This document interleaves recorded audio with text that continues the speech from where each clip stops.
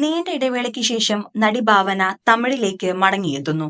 Horror ത്രില്ലറുമായി the door എന്ന സിനിമയിലൂടെയാണ് താരം വീണ്ടും തമിഴിലേക്ക് എത്തുന്നത്. ഇപ്പോൾ ചിത്രത്തിന്റെ ടീസർ പുറത്തുവിട്ടിരിക്കുകയാണ് അണിയറ പ്രവർത്തകർ. ഭാവനയുടെ സഹോദരൻ ജയദേവാണ് ചിത്രത്തിന്റെ സംവിധാനം നിർവഹിക്കുന്നത്. ജൂൺ ഡ്രീം സ്റ്റുഡിയോസിന്റെ ബാനറിൽ താരത്തിന്റെ ഭർത്താവ് നവീൻ രാജനാണ് ചിത്രം നിർമ്മിക്കുന്നത്. ഹണ്ട് എന്ന മലയാള ചിത്രത്തിന് ശേഷം എത്തുന്ന ഭാവനയുടെ ഹൊറർ ത്രില്ലർ ചിത്രമാണിത്.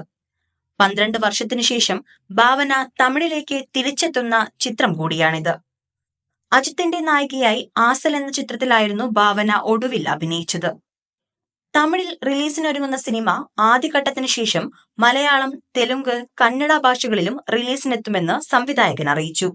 ചിത്രത്തിൽ ഭാവന ഒരു ആർക്കിടെക്റ്റായി പ്രത്യക്ഷപ്പെടുമ്പോൾ നടൻ ഗണേഷ് വെങ്കിട്ടറാം പോലീസ് ഉദ്യോഗസ്ഥന്റെ വേഷത്തിലെത്തും. മാർച്ച് 21-ന് തിയേറ്റർ റിലീസായി എത്തുന്ന ചിത്രം സഫയ സ്റ്റുഡിയോസ് ആണ് വിതരണത്തിന് എത്തിക്കുന്നത്.